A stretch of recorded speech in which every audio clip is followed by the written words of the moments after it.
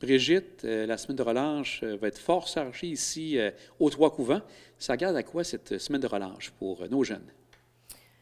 Bien, écoutez, on a envie d'ouvrir les portes. On rouvre toute la semaine, en fait, à la semaine de relâche. Pendant la basse saison, depuis les dernières années, là, on était fermé les lundis, les mardis. Donc, on s'est dit, avec l'assouplissement des mesures, puis on sait que les parents puis les enfants, ils veulent s'amuser pendant la semaine de relâche. Donc, on rouvre vraiment là, toute la semaine.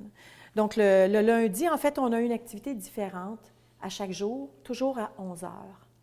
Donc, le lundi, c'est Archéo d'un jour. Le mardi, c'est un carnet de voyage pour découvrir la côte de Beaupré. Le troisième jour, on fait un rallye dans le musée, Cherche et trouve, qu'on appelle toujours.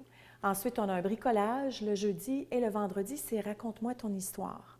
Donc, on va mettre des activités en place, on donne des indices aux enfants pour qu'eux, après, créent leur histoire. Donc, on va beaucoup dans l'imaginaire, la créativité pour qu'ils construisent leur activité avec nous, en fait, tout en s'amusant. Donc, il y a un prix pour les activités. C'est 3 $ par activité pour les enfants. Si c'est une famille qui a un deuxième enfant, bien là, c'est 2 $. On fait un prix pour toute la semaine s'ils font toutes les activités à 10 $ pour la semaine au lieu de 15. T'sais, donc, on met un petit prix parce qu'on a beaucoup de matériel à préparer.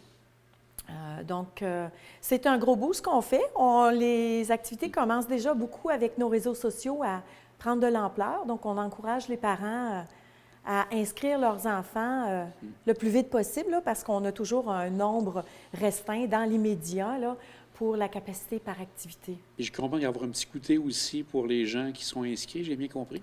Oui, c'est ça. Bien, on a des commanditaires traditionnels. Banjo est toujours près de nous, le IGA Extra-Chouinard de Beaupré. Donc, on prépare toujours un petit sac de gâterie que l'enfant amène avec lui là, après. Là. Puis ça fait plaisir. Puis Brigitte, il y a des belles activités aussi prévues en février et en mars, en dehors de la semaine de relâche. Pourrais-tu nous parler un peu de ce qui s'en vient pour février et mars?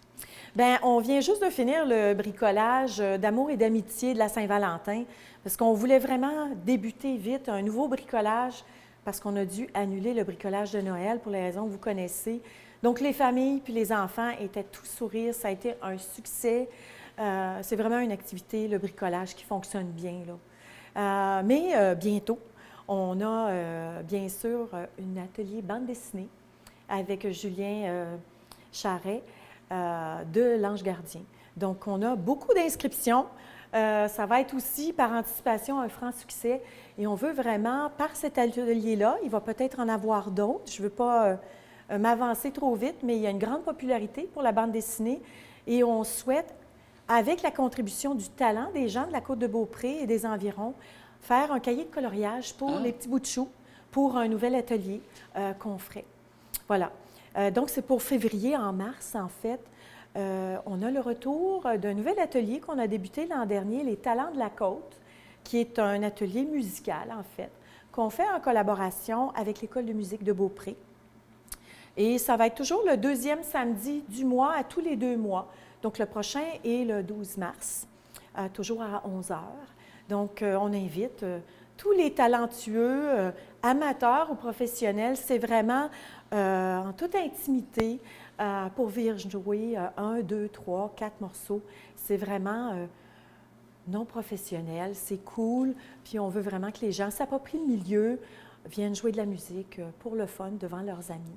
Et ça, vous faites ça dans quelle salle du musée? Ici, au Café Culturel. Donc, on invite les gens soit à venir jouer de la guitare, du violon, de la flûte, du chant, du piano. On a installé notre piano. Donc, c'est vraiment ici qu'on fait une petite ambiance avec le Café Culturel. Les gens peuvent boire un café, une tisane, un chocolat chaud. Puis après, ils peuvent visiter le musée à leur rythme, là, comme c'est la fin de semaine, c'est un samedi. On a également, le 19 mars, on a... avec les sommeurs... Avec les Sommeurs d'Espoir, c'est ça. Annie, j'oubliais son prénom, Annie Lavallée des Sommeurs d'Espoir. Elle était venue pour parler des tisanes qu'on vend. À l'automne dernier, on a fait un atelier. Mais là, on revient avec elle parce qu'ils font beaucoup de semences. Puis on sait qu'il y a beaucoup de gens chez eux qui font des semis pour après les planter au printemps. Donc, on invite les gens à amener leurs semences, puis on fait des échanges. Donc, c'est une activité qui est gratuite.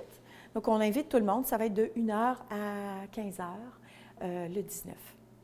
La semaine d'après, en fait, on a un atelier le 24 mars à 11h pour les nouveaux parents ou les futurs parents avec Amélie Belland, qui est une éducatrice spécialisée. Donc, c'est Amélie, la boîte à outils. En fait, c'est pour vraiment donner des conseils aux parents pour comment gérer la famille qui s'agrandit, en fait, avec le train-train quotidien, les obligations de chacun pour que la vie soit un plaisir, en fait. Donc, on invite les parents à s'inscrire. Les petits bouts de chou sont invités. C'est vraiment convivial dans la toute simplicité parce qu'Amélie aussi, elle a des petits-enfants qui vont être présents. Donc, ça va être un atelier très intéressant, très riche en informations. C'est le but de l'atelier, là. Un atelier qui est payant, 10 $ par personne. Également, le 26, 2 jours après, on a un atelier, le tricoté qui revient. On l'avait fait à l'automne. Et maintenant, on s'est associé, notre club de tricot, avec les berceuses de laine, qui est Mme Fleury, de la Côte-de-Beaupré. Et ça a été un succès à l'automne. Donc, on revient pour en faire un autre parce qu'on sait que les gens tricotent l'hiver. Donc, c'est encore dans le café culturel.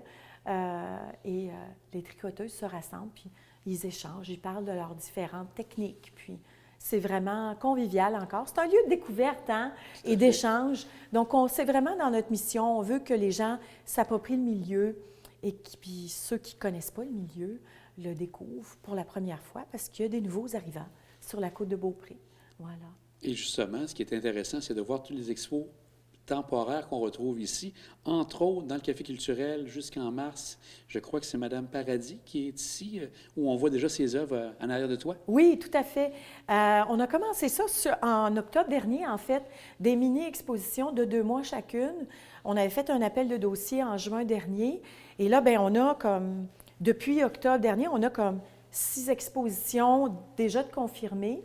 Et c'est ça, Arlette Paradis, qui peint à l'huile et à l'acrylique aussi. Elle peint sur différents matériaux, en fait, que ce soit sur un tableau, sur du plâtre.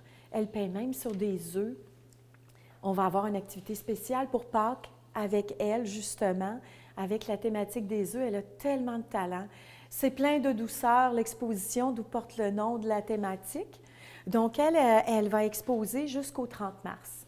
Et au début avril jusqu'au mois de mai, ça va être Roselyne Dupuis qui va exposer et ainsi de suite. Nos informations sont sur le site Internet, dans Exposition temporaire. Bien entendu, nos expositions temporaires annuelles se poursuivent. L'installation photographique de Manon Dumas, Trouver refuge, se poursuit jusqu'au mois d'octobre.